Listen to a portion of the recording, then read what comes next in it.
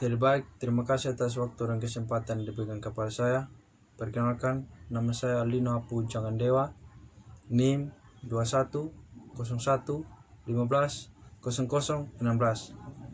Saya dari program studi Penjas Kesrek kelas A semester 2. Di sini saya akan mempresentasikan materi tentang proses belajar gerak. Belajar gerak merupakan sebagian dari belajar secara umum.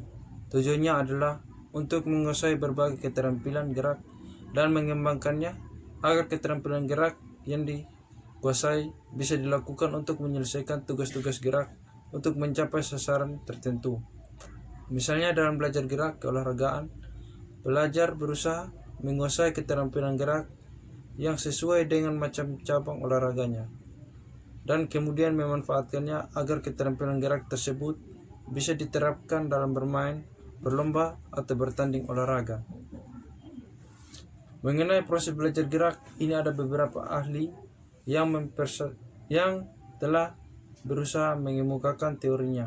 Antara lain ialah Paul Fritz bersama Michael Posner. Kemudian juga ada Adam.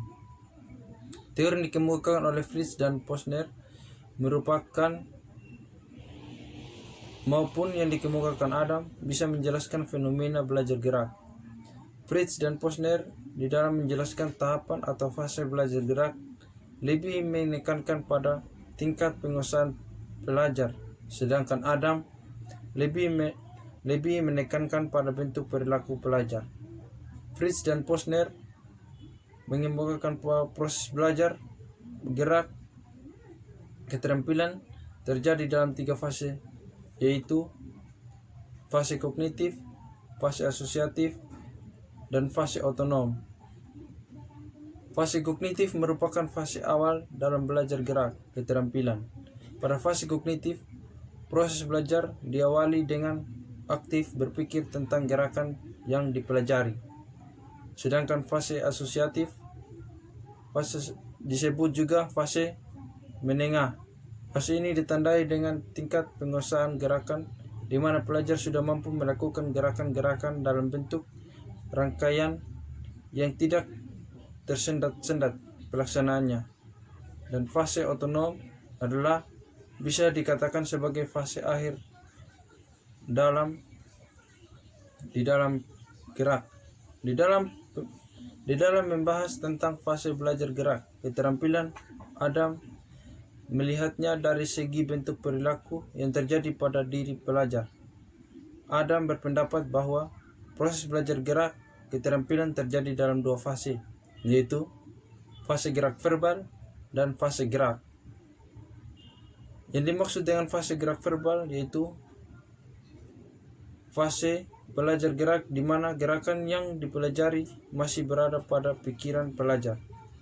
Pelajar membayangkan dalam pikirannya mengenai gerakan keterampilan yang dipelajari.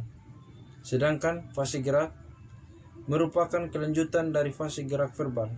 Pada fase gerak ini, karena penguasaan geraknya sudah baik, maka saat melakukan gerakan seolah-olah tidak memikirkan lagi gerakan yang sedang dilakukan. Dengan kata lain, bisa dinyatakan bahwa perilaku gerak tubuh independen atau tidak dipengaruhi oleh aktivitas berpikir pada saat melakukan gerakan. Untuk menguasai keterampilan gerak diperlukan suatu proses belajar gerak. Proses belajar gerak berbeda dengan proses belajar kognitif dan juga proses belajar afektif. Perbedaannya adalah dalam fase-fase belajar yang dilakukan oleh pelajar.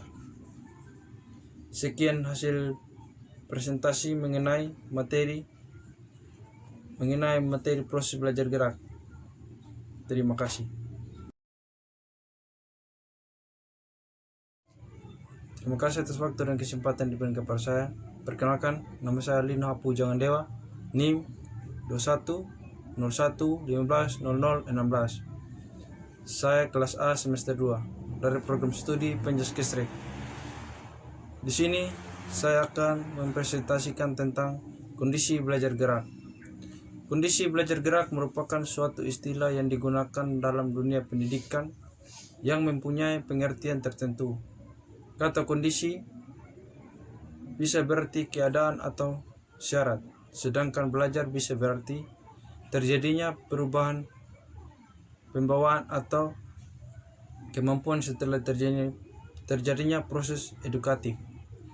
Kondisi belajar adalah suatu keadaan yang diperlukan agar proses belajar bisa berlangsung sesuai dengan tujuan yang hendak dicapai. Kondisi belajar gerak seperti halnya dalam belajar kognitif dan belajar efektif meliputi dua macam kondisi, yaitu kondisi internal dan kondisi eksternal.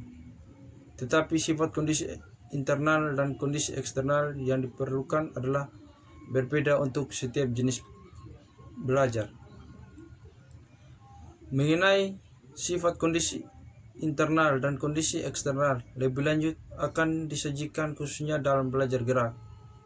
Kondisi internal dalam belajar gerak yaitu keadaan yang seharusnya ada pada diri pelajar. Kondisi internal dalam belajar gerak meliputi dua macam, yaitu pelajar harus mengingat bagian-bagian gerakan keterampilan, dan yang kedua, pelajar harus mengingat urutan-urutan rangkaian gerakan. Kedua macam kondisi internal tersebut bisa dijelaskan sebagai berikut. 1. Mengingat bagian-bagian gerakan. Untuk mempelajari gerakan keterampilan baru hanya dimungkinkan apabila pelajar memiliki modal berupa kemampuan melakukan gerakan-gerakan yang merupakan dasar terbentuknya gerakan yang baru. Misalnya, agar pelajar dimungkinkan mempelajari keterampilan gerakan menggiring bola, ia harus terlebih dahulu mampu belajar atau berlari. Contoh lainnya adalah dalam belajar bermain tenis. Agar pelajar bisa bermain dengan baik, maka ia harus bisa mengingat bagaimana melakukan pukulan servis, bagaimana melakukan pukulan apabila bola berada di sebelah kiri dari arah tubuhnya. Dan yang kedua, mengingat urutan rangkaian gerakan. Gerakan keterampilan pada dasarnya merupakan rangkaian dari gerakan-gerakan. Apabila pelajar tidak bisa mengingat urutan rangkaian dari gerakan-gerakan, maka ia tidak akan mampu melakukan gerakan keterampilan dengan baik. Contohnya, masih mengenai belajar bermain tenis. Agar ia bisa bermain dengan baik, ia harus mengingat bagaimana urutan gerakan servis, urutan mengajar bola, kemudian mengejar bola, kemudian memukulnya dalam sebaiknya. Kondisi eksternal dalam belajar gerak yaitu kondisi eksternal dalam belajar gerak adalah stimulus dari luar diri pelajar atau perlakuan yang dikenakan pada diri pelajar agar proses belajar bisa terjadi. Ada 4 macam kondisi eksternal, yaitu sajian verbal. Instruksi verbal dalam belajar gerak adalah berupa penjelasan mengenai gerakan yang dipelajari. Penjelasan sebaiknya diberikan secara singkat, jelas, dan menggunakan kalimat-kalimat yang sederhana. Yang kedua, sajian instruksi visual. Instruksi visual adalah pengajaran di mana materi pelajar disajikan dalam bentuk sesuatu yang dilihat. Di dalam belajar gerak, instruksi visual diberikan dalam peragaan gerakan oleh seseorang yang mungkin dilakukan oleh guru atau orang lain yang bisa disebut model hidup. Sedangkan yang berupa gambaran-gambar disebut model gambar. Yang ketiga, kegiatan praktik. Praktik adalah salah satu kondisi eksternal dalam belajar gerak yang berbentuk melakukan gerakan-gerakan yang dipelajari. Ada beberapa prinsip yang diperhatikan di dalam pengaturan kondisi praktik yang diantara lainnya sebagai berikut. 4. Penyampaian umpan balik. Umpan balik adalah masukan yang diterima oleh pelajar sehubungan dengan apa yang telah dikerjakan. Informasi yang tersampaikan melalui umpan balik berasal dari dua macam, yaitu bersumber dari dalam diri pelajar atau dikenal dengan umpan balik internal, dan bersumber dari luar diri pelajar disebut dengan umpan balik eksternal. Umpan balik internal berasal dari apa yang disarankan selama melakukan gerakan, sedangkan umpan balik eksternal berasal dari luar diri pelajar. Proses penerimaan umpan balik eksternal bisa menggunakan indera melihat atau indera pendengar. Umpan balik visual. Yang pertama, umpan balik visual. Umpan balik visual diterima dari perbuatan yang dilakukan, yang dilihat, misalnya pada seseorang yang bermain tenis.